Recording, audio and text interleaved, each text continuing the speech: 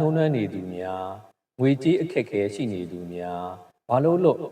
အလုတ်ကင်အဆင်မပြေသူများအတွက်တိဋ္ဌိဝင်ကျွန်းနဲ့36လုံးပတိနဲ့တဏ္ဍကုံ3ပါးဂုံတော်9ပါး24ပဋ္ဌာန်း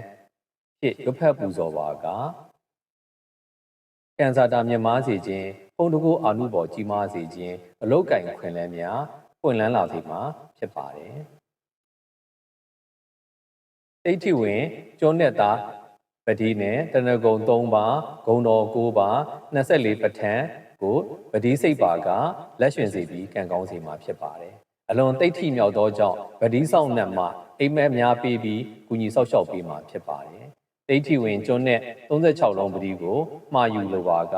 မြတ်မိတ်တာရဲ့ Facebook page TikTok page က Messenger မှာမှာယူနိုင်တယ်လို့399446 36956 3994 4809 44956မှာဆက်သွယ်မှာယူနိုင်ပါတယ်ခင်ဗျာအထူးကျေးဇူးတင်ပါတယ်